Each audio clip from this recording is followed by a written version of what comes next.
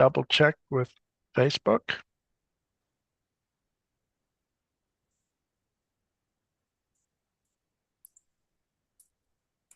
in the tubes. Okay, we are live on Facebook and the YouTubes. Okay. Is anybody else in single digit weather? No, it's not that cold here. Thank Ooh. God it's not that cold here. Oof. All right, you guys. We ready? Ken. All right. Welcome to the Mishnah Walk. I just realized that my background is backwards. Or is that only Actually, it looks normal on our end. it never did that before. I don't recall it doing that. Well, it's just probably the version you're seeing because our version looks normal. Okay. Yep. All right. Welcome to which Mishnah Walk. Long time no see. How long has it been? A Last week. week. No, before then. Before then. Like 6 or 7 weeks. I don't know. Ask Hodaya. Is She Heather, knows. I'm sorry, Odeya was here and Devora, Odeya wasn't here last week. Yeah, it was when we talked about head coverings was last time, I think. I don't remember how many weeks ago that was. Yeah, time flies. It's so flying. All right, yeah, we're about 15 minutes past the hour, so we're gonna go ahead and jump into it. So this week's Mishnah Walk, I believe we're gonna really just be getting an introduction to the system of God's government for the people of Israel as based on the Torah, as God Himself commanded, and as we see explained in the last book of the Mishneh Torah. To begin. May it be your will, O eternal, powerful authority over me. That I should not stumble in a point of how to implement your commandments in a consensus manner with the community. That I should not say regarding what is impure, that it is pure. Nor should I say that what is pure is not pure. Nor should I say regarding what is permitted that is forbidden. Nor should I say regarding what is forbidden that it's permitted. And in doing so, I shall not stumble in a point of upholding your commandments and the way that you command us to uphold them. And my associates shall rejoice with me. And they also shall not stumble in a point of halakha. And I shall rejoice with them. Can you hear Olsen? So let's see how we can find where we are going today. Can you guys see my screen? Yes, you're on Safaria under Yofi, text. Yofi. So the way you find the complete code of Jewish law is by going to Halacha. Then you're going to click on Mishneh Torah, the only complete code of Jewish law by Maimonides, compiled from the writings of our sages, Hazal, from the Mishnaic and Talmudic literature. Now we are going to the last book of the 14 books in the Mishneh Torah. The Mishneh Torah contains 14 books. Each book has subsections. So here we are. The final book is called Sefer Shoftim, the Book of Judges. We are going to Hilchot Mamreem, which literally means rebels. It's speaking or in reference, specifically in reference to rebellious sages, rebellious members of the Supreme Council of the people of Israel. Not to be confused with individuals who are not scholars, though they may be Israelites, who disagree with the sages. It is popular in the black hat community today, to our peril, that there is significant confusion and blurring of the lines between Mamreem, rebellious sages, in the words of our sages, and the penalty for being a rebellious sage, who is a member of the Supreme Council of Israel, as opposed to being a regular Israelite who disagrees. I have heard time and time again among black hat rabbis a conflating of the two, and even a threatening laymen who happen to express disagreement with their local rabbi as being a mamre, one, not mamre, yeah, one who is rebelling against the sages because they dared to disagree with their local rabbi. So we will see what our sages said about this with regard to the Torah commandment concerning the rebellious one. We're in chapter 1 of the Laws of Mamreem, the rebellious sages, rebellious scholars. Odaya, it's been so long. Would you like to serenade us with your reading skills? And let me know if it is large enough or should I zoom? I think it's okay. All right, b'chavud. The Supreme Sanhedrin in Jerusalem are the essence of the oral law. They are the pillars of instruction from whom statutes and judgments issue forth for the entire Jewish people. Concerning them, the Torah promises, Deuteronomy 17, verse 11, you shall do according to the laws which they shall instruct you. This is a positive commandment. Do you want me to continue? Yes. Whoever believes in Moses and in his Torah is obligated to make all of his religious acts dependent on this court and to rely on them. That is to the exclusion of others. This is only in reference to this court, Deuteronomy chapter 17, verse 11, and refers to them as being those judges who are in the place that the Eternal would choose. And there are not multiple such places. Also, it's pointing out the majority of people who claim to believe in the God of Israel fail to take notice of, that it is a commandment, an explicit commandment of God, that we heed their instruction, that we heed their Torah, their guidance with regard to how we keep the mitzvot. I know everybody here knows that, but that is the point it's making there. Well, I wish I could fit all of this into one screen so I can double check the Hebrew as we translate, but we're just going to go with it. Mi haba, who is next? Please say ani haba or ani haba'a. Ani haba. B'chavod, go right ahead. Any person who does not carry out their directives transgresses a negative commandment. The continued do not deviate. Means the continuation or the same reference of the previous reference. Yeah, which was Deuteronomy 17:11. Okay. It continues, do not deviate from any of the statements they relate to you, neither right nor left. Lashes are not given for the violation of this prohibition because it also serves as a warning for a transgression punishable by execution by the court. For when a sage rebels against the words of the court, he should be executed by strangulation, as the following verse states, a person who will act deliberately. We are obligated to heed their words, whether they, A, learned them from the oral tradition, i.e., the oral law, B, derive them on the basis of their own knowledge through one of the attributes of biblical exegesis as it appeared to them that this is the correct interpretation of the matter, C, instituted the matter as a safeguard for the Torah, as was necessary at a specific time. These are the decrees, edicts, and customs instituted by the sages. It is a positive commandment to heed the court with regard to each of these three matters. A person who transgresses any of these types of directives transgresses a negative commandment. That is a prohibitive commandment.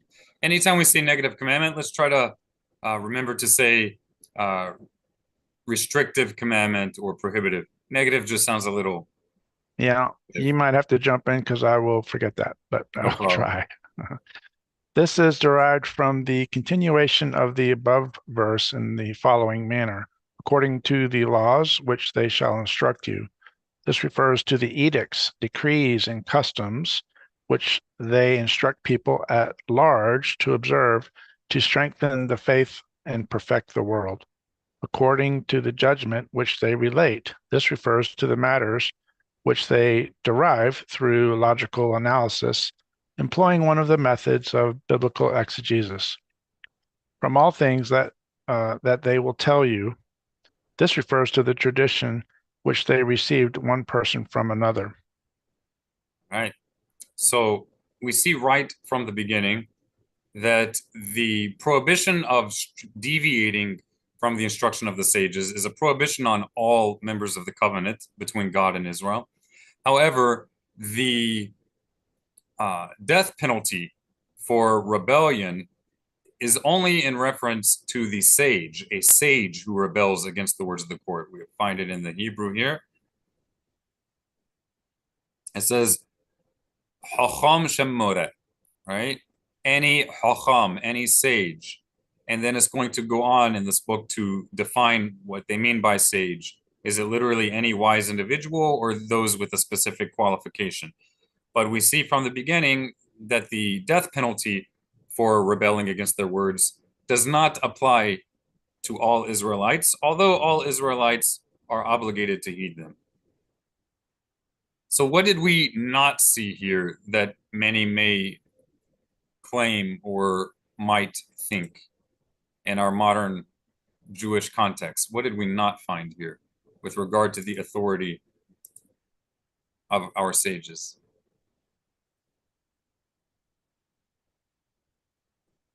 Yes.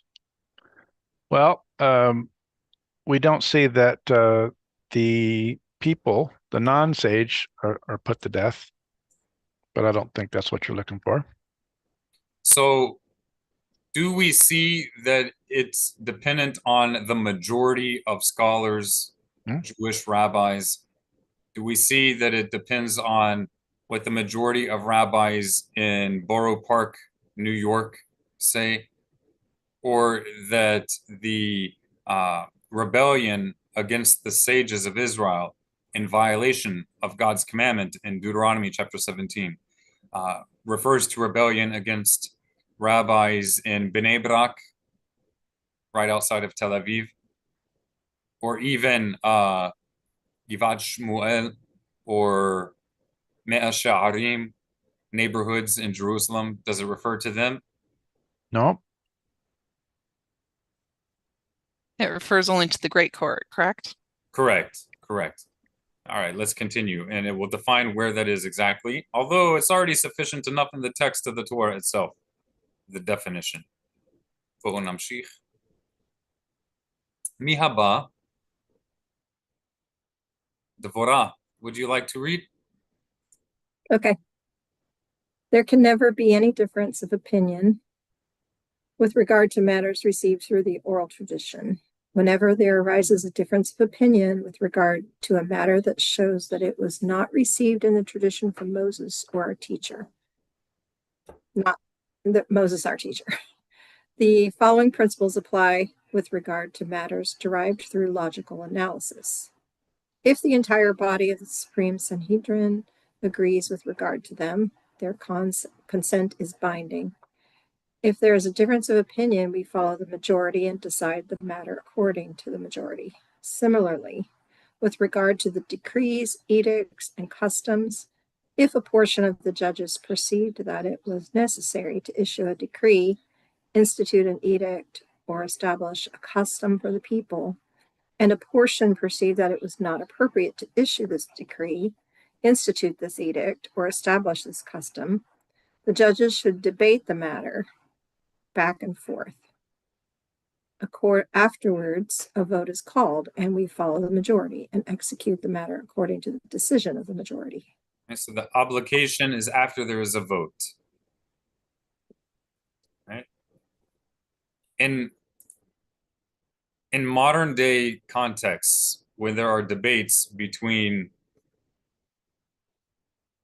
black hat Haredim, so-called ultra-Orthodox, and different black hat communities or modern Orthodox or the conservative movement, do all these rabbis get together and take a vote? Not only are they on the Temple Mount, not only are they not on the Temple Mount, not only are they not voting in matters of controversy as a scholarly body in the place that the Almighty chose, which is the commandment in the Torah, but they are not even taking a survey of the opinions of the various rabbis and then voting according to the majority. They're not even doing that outside of the Temple Mount. It's Yes, sir.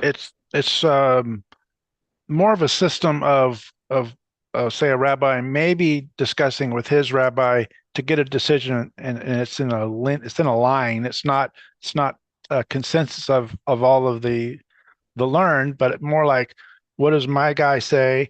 And if we have to, we'll go to his guy, but we're not going to go Correct. to we're going to keep it. I don't know what the word is. It's exactly contrary to the words of our sages and God's commandments in the Torah. And that doesn't mean that each and every rabbi nowadays is violating God's commandments.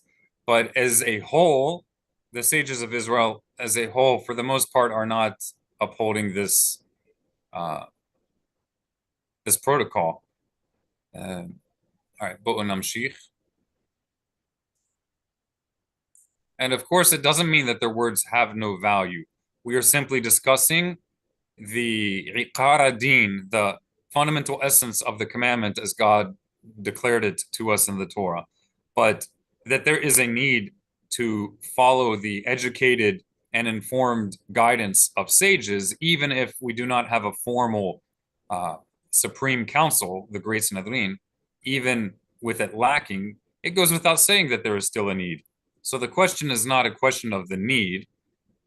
The question is not a question of whether it's permitted to follow different rabbis and different opinions nowadays, even in lieu of a Great Sanhedrin, but rather it's a question of authority to enforce on other communities, authority to delegitimize or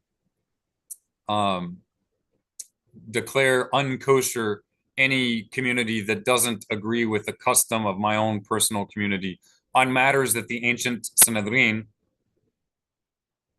from which the Mishnaic scholars received their tradition, on matters which that ancient Sanhedrin did not discuss.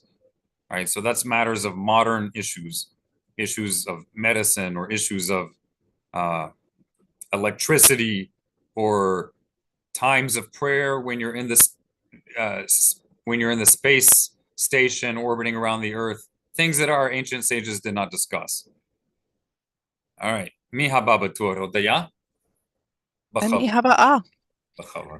When the Supreme Sanhedrin was in session, there was never any prolonged differences of opinion among the Jewish people. Instead, if a doubt arose in a Jew's mind over any law, he would inquire of the court in his city.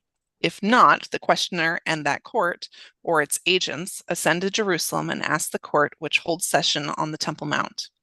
If they know, they will reply to him. If they do not know, everyone comes to the court, and that holds sessions at the entrance of the temple courtyard. If they know, they will reply to him. If they do not know, everyone comes to the chamber of hewn stone, to the Supreme Sanhedrin, and presents the question. If the matter was unresolved by all the others, was known to the Supreme Sanhedrin, either as part of the oral tradition or because of its derivation through the principles of exegesis, they relate the decision immediately. If, however, the decision was unclear to the Supreme Sanhedrin, they deliberate about the matter at that time and debate it back and forth until they reach a uniform decision, or until a vote is taken. In such a situation, they follow the majority and then tell all the questioners, "This is the halacha." The questioners then all depart.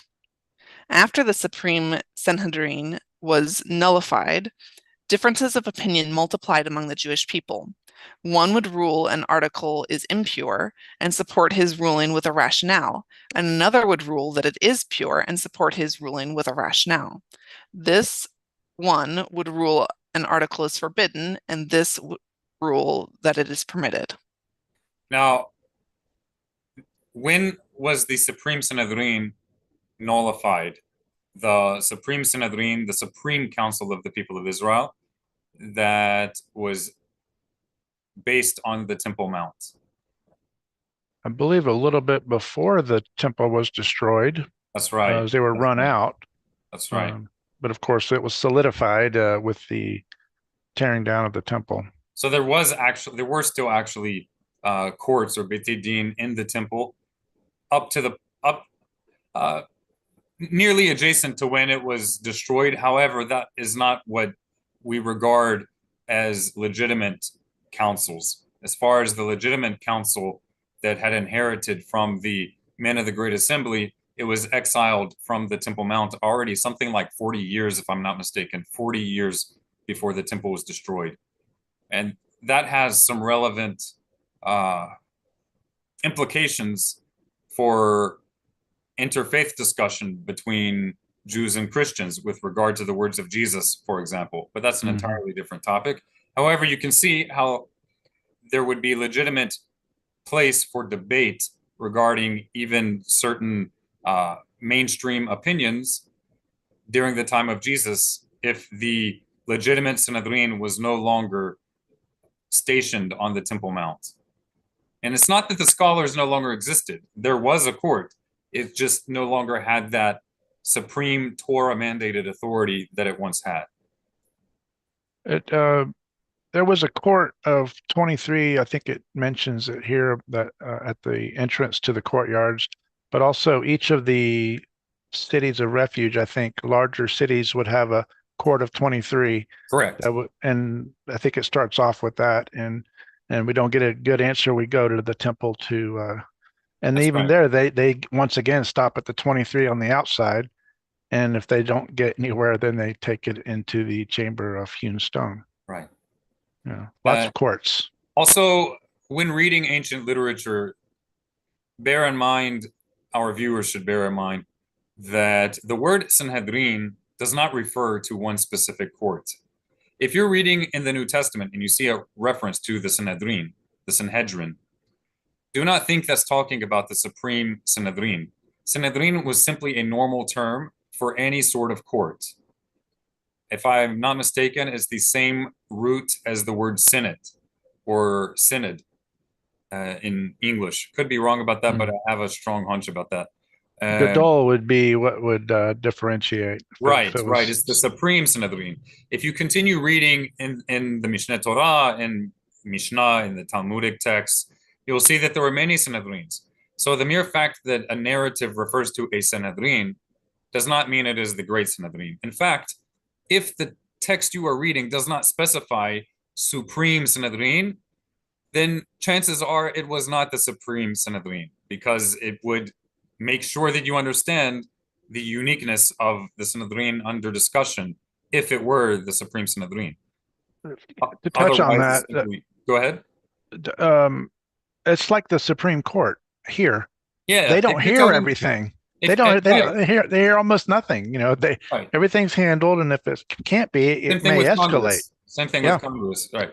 But and also similarly, when people refer to a court, if they just say a court, you don't assume that's the Supreme Court. Right. You only assume it's the Supreme Court if the context makes it abundantly clear. Like it says the Supreme Court. That helps, yeah. Mi haba. Who is next? Mi haba. Nihaba. The following rules apply when there are two sages or two courts that have differing opinions in an age when there was no Supreme Sanhedrin, or during the time when the Supreme Sanhedrin was still undecided concerning the matter. Whether in one age or in two different ages, one rules that an article is pure and the one rules that it's impure. One forbids an article's use and one permits it. If one does not know in which direction the law tends, should the matter involve a question of scriptural law, follow the more severe opinion. Strict would be a better word here. Follow the stricter opinion. If it involve a question of rabbinic law, follow the more lenient opinion. Okay. Can anybody think of how this might possibly be applicable practically in our lives today? I can think of 100. Come on. Oh, great. Get us started.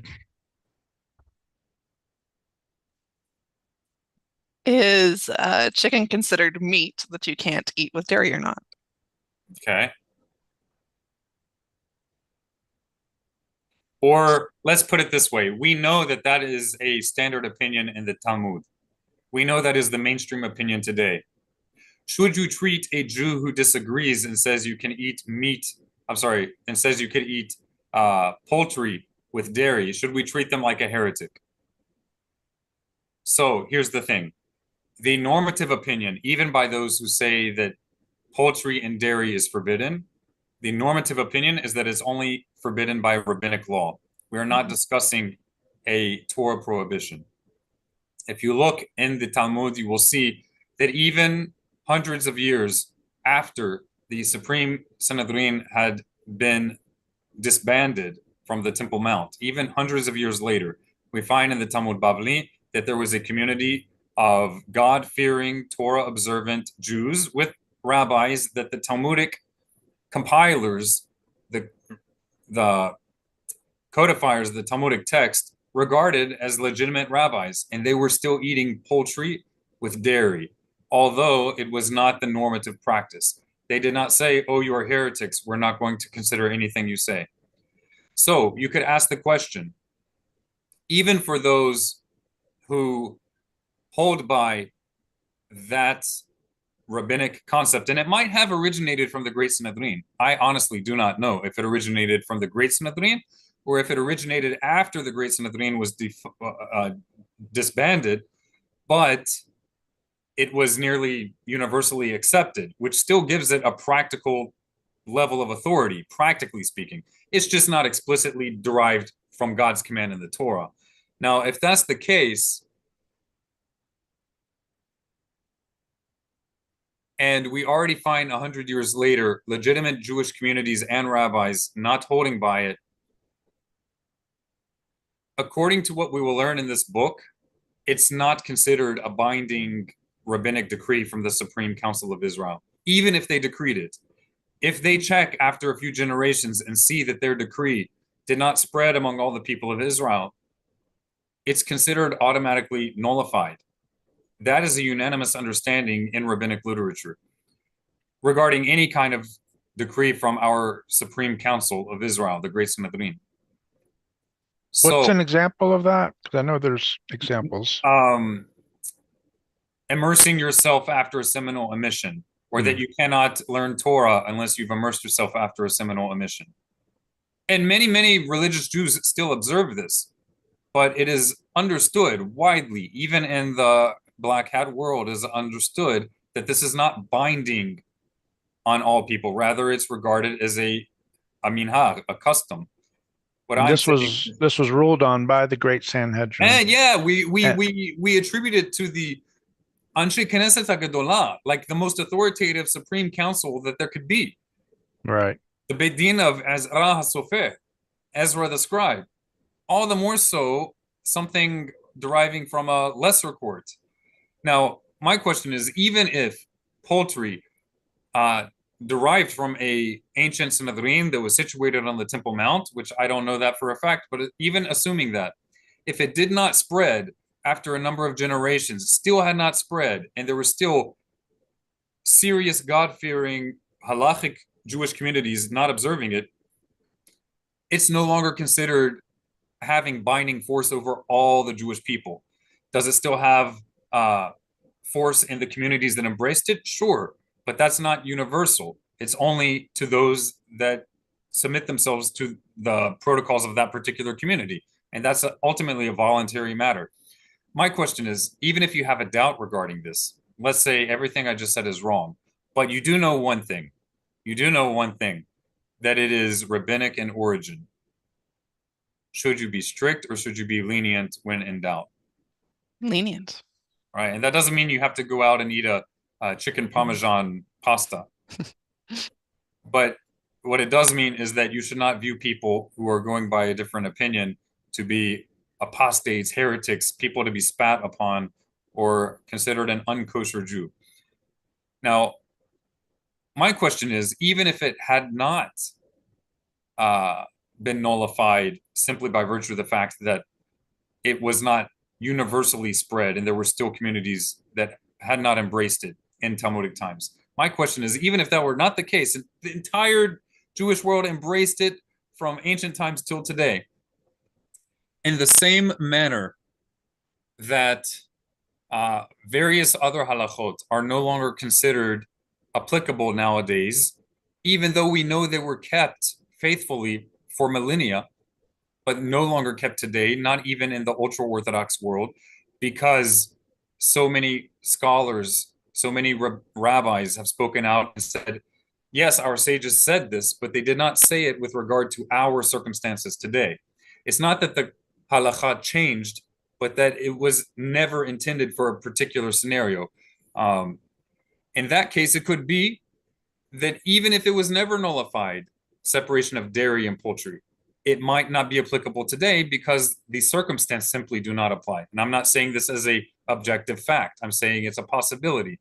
So an example is with halav Israel as opposed to halab nochri, milk that is supervised with the visual supervision of an Israelite, a kosher Jew, and milk that is milked from a kosher animal, but without Jewish supervision. And the supervision doesn't have to be immediate. It just, there needs to be a Jew who has the ability to see it. So Rabbi Moshe Feinstein holds that regular milk in the regular milk industry in the United States does not need such supervision. It doesn't have to have a status of halav Israel. And it's not a violation of our sages' edicts. Why? Because when our sages forbade halav nochri, when they forbade non-Israelite milk, they were not making a decree for a reality in which you have security cameras all over the place, in which you are in a society that if it is found that you contaminated the milk with some other cheaper type of milk, which isn't kosher, they did not make their decree for a reality in which if you do such a thing, then your whole business is going to be destroyed for sure and have all sorts of lawsuits thrown on you. They did not have such a social reality.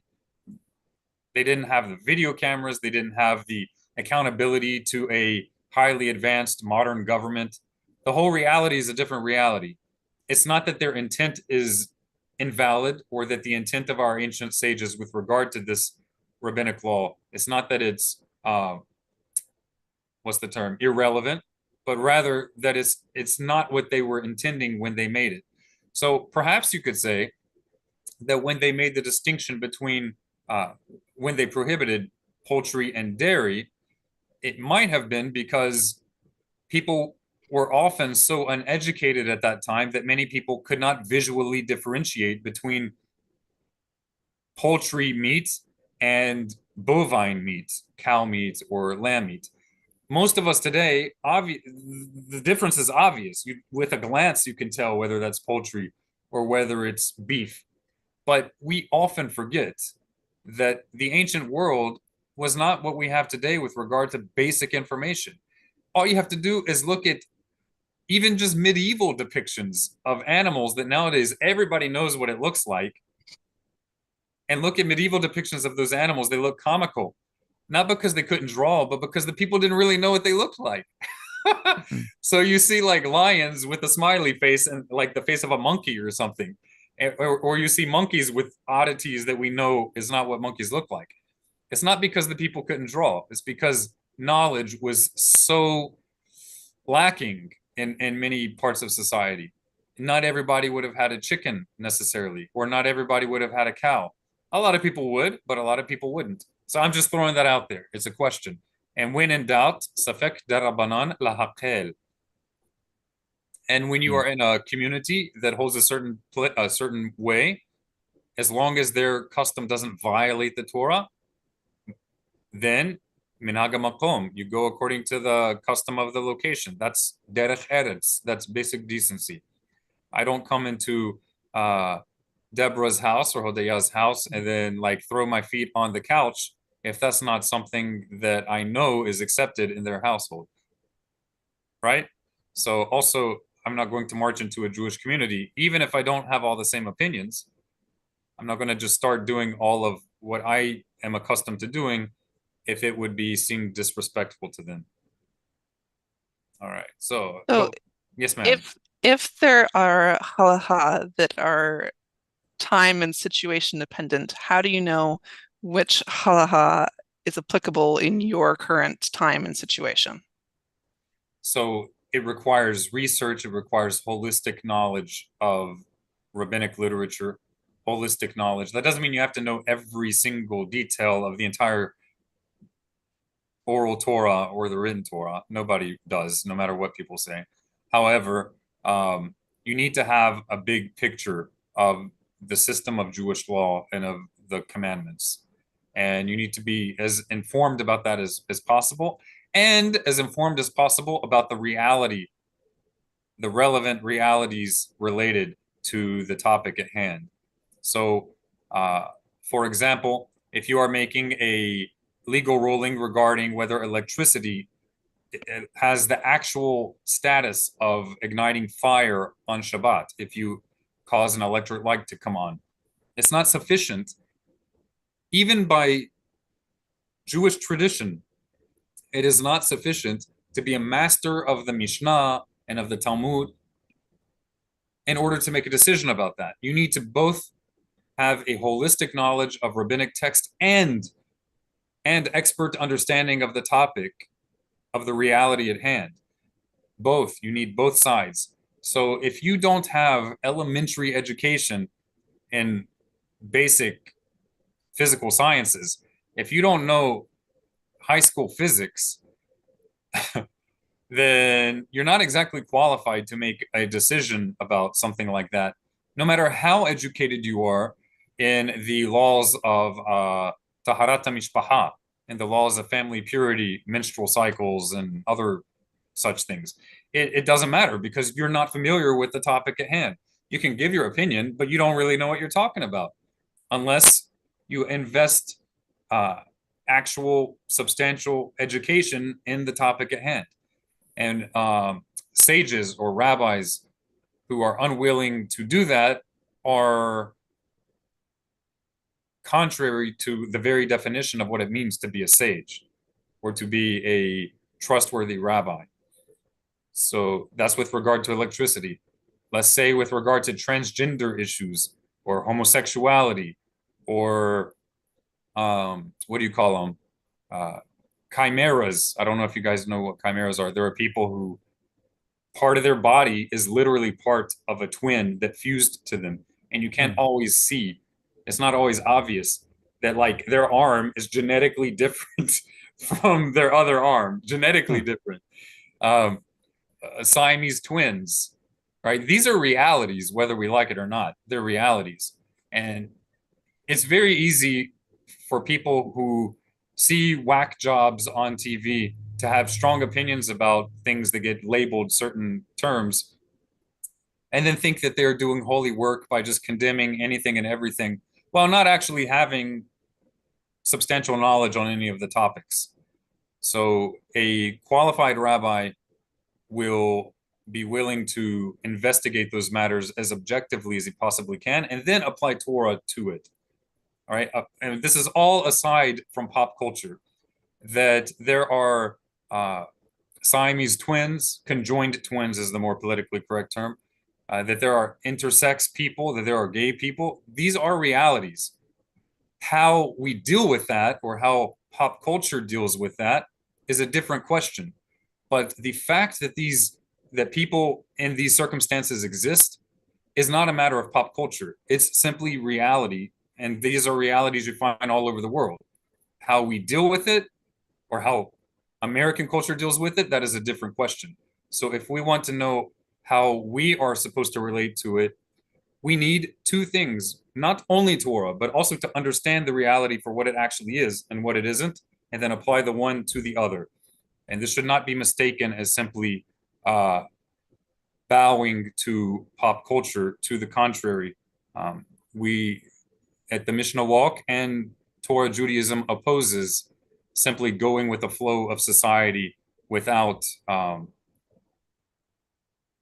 guidance of God's Torah and the guidance of our sages. Yes, sir. So I'm thinking we're describing rabbis that may not be answering questions correctly. What's a way that if we want to follow up with say the question that we asked someone, is this halakhic or is this your opinion? Is there, because a lot of times the answer comes across as this is what the Torah says. It comes across as very authoritative. But Right. Is there a way to Ask them for their sources. If they're not willing to give you sources, maybe you should find a different teacher. Sources obviously backs it up. Well, not just any sources. You need to ask them what the sources are, and then you need, because they don't have all the time in the world, you need to do your research to find out when those sources were written, by whom. Is it something that was an opinion only among Ashkenazi Jews or only among Yemenite Jews 100 years ago? Or does it date back to the Talmud Bavli, the Babylonian Talmud? Does it originate from the Jerusalem Talmud period? Is it from the Mishnaic era? Right? How is he coming to that decision? And it's okay to not know for sure. We don't all know everything. Nobody does. And when in doubt, it is the proper thing to find a person who you respect and trust to rely upon them, even if they are not the most educated in the world. It is better to rely on the shared wisdom of another person than just relying on yourself and your own whims. It's indicative of humility and of objectivity to be willing to hear other opinions. And when you're not sure, you can rely on somebody else who feels more confident than you. That doesn't mean you have to rely on them for your whole life. You can do more research and change your mind. They are not the Supreme Council of Israel. If you don't mind, well, we only have about 4 minutes. We really need to wrap up. Do you guys have any other questions?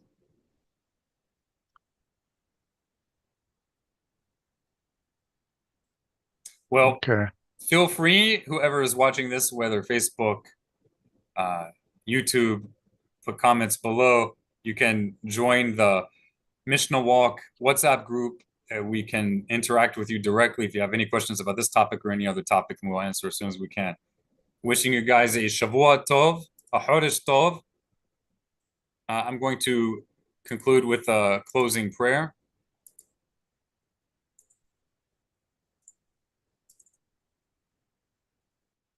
Moda'ani lefonecha Adonai Elohai. I am grateful before you, O Eternal, the powerful authority over me. Shesamta helqi miyoshve Beth Hamidrash, that you have placed my portion among those who dwell in the house of study. And you have not placed my portion among those who dwell idly on street corners. I rise up early and they rise up early. I rise up early into words of Torah and they rise up early into empty matters. I toil and they toil. I toil and receive reward. They also toil but don't receive reward. I run and they run.